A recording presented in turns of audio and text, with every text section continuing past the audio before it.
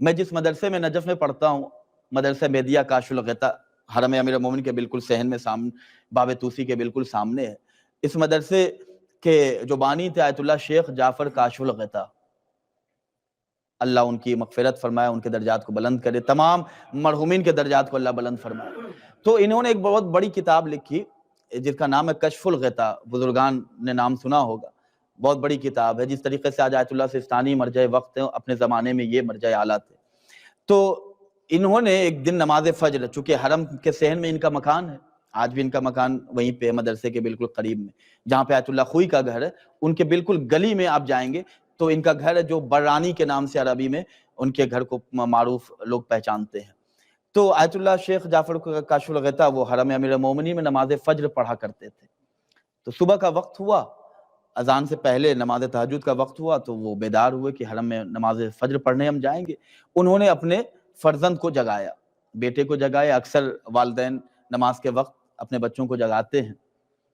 تو جیسے انہوں نے آواز دی، بیٹے نے کہا کہ آپ بڑھیں میں آتا ہوں۔ اکثر ہمارے گھروں میں بھی یہی ہوتا ہے، آپ بڑھیں میں آتا ہوں۔ تو اب آیت اللہ تھے شیخ جعفر کاشف الغطا، انہوں نے کہا نہیں ساتھ چلو، اٹھو میں ویٹ کر رہا ہوں، میں انتظار کر رہا ہوں، ہم تمہیں ساتھ لے کے چلیں گے۔ اب دیکھیں یہاں پہ کس طریقے سے وہ اکتاہٹ محسوس کر رہا تھا، آپ چلے میں آتا ہوں، یہ وہ۔ آیت اللہ شیخ جعفر کاشف الغطا نے انہیں اپنے ہمراہ لیا اور لے کر مولا کائنات کے حرم کے دروازے پہ پہنچے کہ دیکھا کہ اس اندھیرے میں، ابھی تو سفید سورج نکلا نہیں ہے، ابھی طلوع فجر کا وقت ہے، تو ذرا سی تاریکی ہے۔ تو آیت اللہ شیخ جعفر کاشف الغطا نے دیکھا کہ ایک فقیر ہے، ایک بھکاری ہے، ایک مانگنے والا ہے کہ جو اس اندھیرے میں بھی وہاں پہ ہاتھ پھیلا کے کچھ مانگ رہا ہے۔ چند لوگ آ رہے ہیں جا رہے ہیں۔ تو یہاں پہ آیت اللہ شیخ جعفر کاشف الغطا نے اپنے بیٹے سے پوچھا کہ بیٹا یہ کون ہے؟ تو ان کے فرزند نے کہا کہ بابا یہ فقیر ہے، مانگنے والا ہے، سائل ہے، کسی سے بھیک مانگ رہا ہے۔ تو آیت اللہ نے پوچھا یہ بتاؤ کیا اسے یقین ہے کہ اسے مل جائے گا؟ توجہ فرمائیے عزیزان گرامی، مولا کی بارگاہ میں تمام مولا کے فقیر بیٹھے ہوئے ہیں، جو اس امیر کے فقیر ہیں کہ جس کی فقیری میں اللہ بادشاہت عطا کرتا ہے۔ توجہ فرمائیے گا، ہمیں یقین ہے نا کہ اللہ اسی در کی فقیری میں ہمیں شہنشاہیت عطا کرتا ہے۔ ارے دنیا کی سلطنت تو سکندر کی بات ہے، دنیا کی اگر جس کو یقین ہوگا اسی یقین کے ساتھ میرا جواب دے، دنیا کی سلطنت تو سکندر کی بات ہے، ہم کو ملے حسین مقدر کی بات ہے۔ یا علی یا علی یا علی یا علی۔ تو آیت اللہ شیخ جعفر کاشف الغطا نے پوچھا کہ بیٹا یہ بتاؤ یہ بھیک مانگ رہا ہے، فقیر ہے، کہا کہ ہاں بابا، تو کیا اسے یقین ہے کہ اسے مل جائے گا؟ اور ملے گا بھی تو کتنا ملے گا؟ تو ان کے بیٹے نے کہا کہ بابا اسے یقین تو نہیں ہوا کہ اسے مل ہی جائے گا، ملے گا بھی تو ایک آدھ 2 درہم 3 درہم ایسے ہی ملے گا۔ تو آیت اللہ شیخ جعفر کاشف الغطا نے کہا کہ اسے یقین نہیں ہے کہ اسے مل ہی جائے گا، اور اگر ملے گا بھی تو 1 2 3 درہم ہی ملے گا۔ اس کے باوجود یہ رات کے اس اندھیرے میں جہاں پہ یقین نہیں بھی ہے، تب بھی یہ ہاتھ پھیلا کے جاگ کے مانگ رہا اس سے کہ جو اللہ سے مانگا کرتا ہے، وہ لوگ کہ جو اللہ کے سامنے ہاتھ پھیلاتے ہیں، اس سے یہ شخص مانگ رہا ہے۔ تو اگر اسے یقین نہیں ہے تب بھی یہ ہاتھ پھیلا کے رات کے اندھیرے میں یہاں پہ بیٹھا ہوا ہے، اللہ کے بندوں کو کیا ہو گیا کہ اللہ نے کہا ادعونی استجب لکم، کہ مجھ سے مانگو میں تمہیں عطا کروں گا، تم فقیر بن کے آؤ گے میں امیر بنا کر تمہیں واپس بھیجوں گا۔ تو اس سے ہم کیوں نہیں مانگتے کہ جو ان اللہ علی کل شیء قدیر کا مصداق ہے۔ ایک صلوات پڑھے محمد و آل محمد علیہ السلام۔ اللہ، تو یہ ہے عزیزان گرامی اہل بیت علیہ السلام کی تربیت، کہ انہوں نے ہماری تربیت اس انداز میں کی ہے۔ یہ جو دعائیں ہیں، یہ دعا کیا ہے؟ اگر آپ میں سے یہاں بوسٹن کے اتنے عزاداروں میں اگر کسی کو یہ خبر مل جائے کہ فلاں کے گھر میں امام حسین علیہ السلام کے کرتے کے دھاگے کا ایک ٹکڑا ہے، میں ایک بات آپ کی خدمت میں عرض کرنا چاہتا ہوں، کسی کو یہ بات پتا چل جائے کہ فلاں کے گھر میں امام حسین علیہ السلام کے کرتے کے دھاگے کا ایک ٹکڑا ہے، تو آپ سبھی زیارت کے لیے جائیں گے، چومیں گے، کوشش کریں گے کہ اس میں سے ایک ٹکڑا آپ بھی کاٹ کے اپنے گھر لے آئیں۔ ہر آدمی چاہے گا نا کہ ہم کسی نہ کسی طریقے سے اپنے گھر لے آئیں۔ عزیزان گرامی، یہ جو دعائیں ہیں، یہ جو اہل بیت کی تعلیمات ہیں، یہ جو اہل بیت کی حدیثیں ہیں، یہ جو اہل بیت علیہ السلام کے فرمودات ہیں، یہ ڈائریکٹ اہل بیت سے ہے۔ یہ علی کی حدیث ہے، یہ حسن کی حدیث ہے، یہ امام حسین کی حدیث ہے، یہ بھی امام کا وہی کلام ہے کہ جو امام نے اپنے زمانے میں ہمیں دیا تھا۔ تو جس طریقے سے ہم امام کے تحفے کے لیے در بدر ٹھوکر کھاتے ہیں کہ امام ہمیں تحفہ دے دے، تو یہ حدیث خود امام کی طرف سے گفٹ اور تحفہ ہے۔ ان تحفوں کو کیوں نہیں ہم ایکسپٹ کرتے ہیں؟ آج کی رات 2 دعائیں پڑھنے کی تاکید کی گئی ہیں، بہت اچھا آپ سن رہے ہیں۔ میں ذرا سا چاہتا ہوں کہ آپ بھی ذرا سا حرکت کریں، اللہ برکت پیدا کرے گا۔ اس لیے کہ بغیر محنت کے 1 کپ چائے تو انسان پی نہیں پاتا، تو اس تک کیسے پہنچا جائے گا؟ توجہ فرمائیے گا۔ تو میں عرض کر رہا تھا 2 دعائیں شب جمعہ میں پڑھنے کی بڑی تاکید ہے۔ ایک دعائے کمیل ہے کہ جس کا آغاز یا نورو یا قدوس اللہم انی اسألک برحمتک التی وسعت کل شیء، اے میرے اللہ میں تیری رحمت سے تجھ سے سوال کر رہا ہوں۔ اور ایک دعا ہے حدیث قصہ کہ جس میں اہل بیت کے فضائل ہیں۔ عزیزان گرامی، دونوں کا فرق میں آپ کو بتاؤں تاکہ بہت اچھے سے آپ انہماک اور شوق سے پڑھیے گا، اور ٹرانسلیشن پہلے پڑھ لیجئے گا تاکہ سمجھ میں آئے کہ آپ کہہ کیا رہے ہیں۔ اہل بیت علیہ السلام نے ہمیں کہا ہے کہ دعائے کمیل اور حدیث قصہ پڑھو، دونوں دعا ہے۔ ایک دعا جسے دعائے کمیل کہتے ہیں، اس میں آل محمد نے اللہ کا قصیدہ پڑھا ہے، اور حدیث قصہ وہ ہے کہ جس میں اللہ نے محمد و آل محمد کا قصیدہ پڑھا ہے۔ یا تو عزیزان گرامی، اللہ ہمیں جہنم میں بھیجنے کے لیے اس نے ہمیں خلق نہیں کیا ہے۔ ایک باپ کی اگر کئی اولاد میں ایک کوئی ناخلف اور نالائق نکل جائے، تب بھی وہ ہمیشہ یہ کوشش کرتا ہے کہ کسی طرح راہ ہدایت پہ آ جائے، راہ راست پہ آ جائے۔ تو اللہ کے جو ماں باپ سے بھی مہربان ہے، وہ کبھی نہیں چاہتا کہ میں اپنے بندوں کو جہنم میں بھیجوں۔ یہی وجہ ہے کہ امیر المومنین نے بیان کیا کہ میرے چاہنے والوں، تمہاری قیمت بڑی قیمتی ہے، تم اپنے آپ کو آسانی سے چند مادیات کے عوض بیچو مت، تمہاری قیمت سوائے جنت کے کچھ نہیں ہے۔ تم اتنے قیمتی ہو کہ تمہاری قیمت، تمہارے نفس کی قیمت سوائے جنت کے اور کچھ نہیں ہے۔ اللہ تو ہمیں بہانے سے اللہ ثواب عطا کر رہا ہے۔ میں آپ کی خدمت میں 2 سیکنڈ کا ایک عمل بتاتا ہوں۔ وسائل الشیعہ میں یہ روایت ہے کہ رسول اسلام بیان کرتے ہیں کہ جو شخص ایک بار 2 سیکنڈ 3 سیکنڈ زیادہ نہیں لگے، آپ دیکھیں اللہ کتنا مہربان ہے، اس کی مہربانی کے باوجود اگر ہم اس تک نہیں پہنچ پائے تو یہ ہماری بدبختی ہے۔ رسول اسلام بیان کرتے ہیں جو شخص فقط 1 مرتبہ سبحان اللہ و بحمدہ، 2 سیکنڈ 3 سیکنڈ، 1 مرتبہ اگر کوئی کہتا ہے سبحان اللہ و بحمدہ، تو اللہ اس کے نامہ اعمال میں 10 لاکھ نیکیاں لکھتا ہے، 10 لاکھ گناہوں کو مٹاتا ہے، 10 لاکھ درجات کو بلند کرتا ہے۔ عزیزو، دنیا کا بینک نہیں ہے کہ اللہ دے دے گا تو کم ہو جائے گا، یہ اس کا خزانہ ہے کہ جہاں کوئی کمی واقع نہیں ہوتی ہے، تو اس کی بارگاہ میں مانگے کہ جس نے اس غیبت میں بھی ہمیں تنہا نہیں رکھا ہے، ہمیں لاوارث نہیں رکھا ہے، ہمیں اللہ نے اس طرح نہیں چھوڑ دیا کہ تمہارا کوئی نگراں نہیں ہے۔ یہ غیبت کا دور ہے، یہ 1446 ہجری کہ جس میں ہم اور آپ زندگی گزار رہے ہیں، یہ وقت کے امام کی غیبت اور ان کی حکومت کا دور ہے۔ اللہ ہمیں اپنے وقت کے امام کی معرفت عطا فرمائے۔ اگر ہم چاہتے ہیں کہ ہماری عزاداری قبول ہو، ہماری نمازیں قبول ہو، ہماری عبادتیں قبول ہوں، ہم جو نیکیاں کر رہے ہیں وہ تمام عبادتیں نیکیاں قبول ہوں، تو ہمیں اپنے وقت کے امام کی معرفت حاصل کرنی ہوگی۔ وہ امام کہ جو آج بھی شب جمعہ کا ایک سلیبس یہ بھی ہے کہ یاد امام زمان، اپنے امام کی قربت کو ہم محسوس کریں۔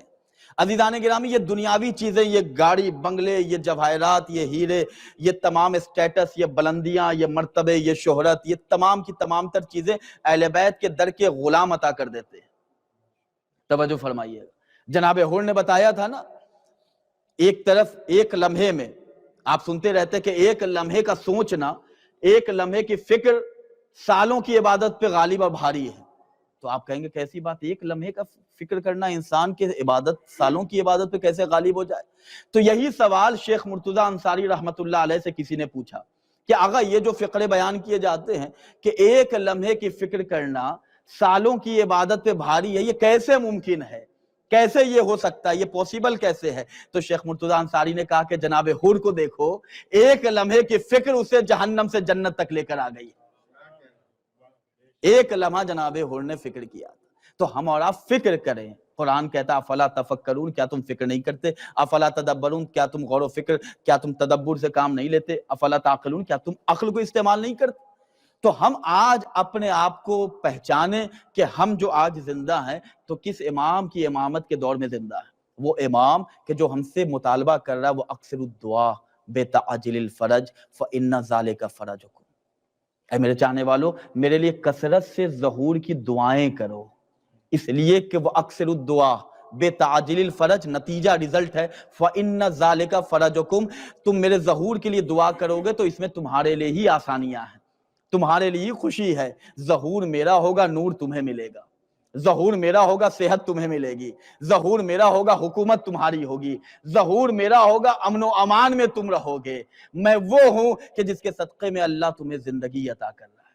اور اس امام کو اگر ہم فراموش کر دیں، اس امام کو اگر ہم بھول جائیں تو اس عزیزان گرامی یہ ہمارے لیے یقیناً سوچنے کا مقام ہے۔ کم سے کم شب جمعہ میں روزانہ ہر شیعہ کو اپنے وقت، اگر چاہتے ہیں دنیا میں بھی ترقی کرنا، اگر چاہتے ہیں آخرت میں بھی ترقی کرنا، تو اپنے وقت کے امام سے اپنے کانٹیکٹس کو، اپنے رشتے کو، اپنے رابطے کو مضبوط رکھیں۔ وہ کہاں ملے گا؟ آپ کہیں گے نا کہ ہم مولا علی کی زیارت کرنے جاتے ہیں نجف چلے جاتے ہیں، ہم امام حسین کی زیارت کرنا چاہتے ہیں تو کربلا چلے جاتے ہیں، امام کہاں ملیں گے؟ آیت اللہ تقی بہجت سے پوچھا گیا کہ امام کو کہاں تلاش کریں؟ توجہ فرمائیے گا، ہم اس پرآشوب دور میں این باب اللہ، این الطالب بدم المقتول بے کربلا، این الانجم الظاہرہ، اے وہ ذات کہ این باب اللہ کہ جو اللہ کا دروازہ ہے، ہم کہاں اللہ کے دروازے کو تلاش کریں؟ تو آیت اللہ تقی بہجت بیان کرتے ہیں کہ امام زمانہ کا گھر مومن کا دل ہے۔ مومن کا دل وہ ہوتا ہے کہ جو گناہوں سے پاک ہوگا، کثافتوں سے پاک ہوگا، برائیوں سے پاک ہوگا۔ یہ وہ گھر ہے کہ جہاں امام زمانہ کی محبت بستی ہے۔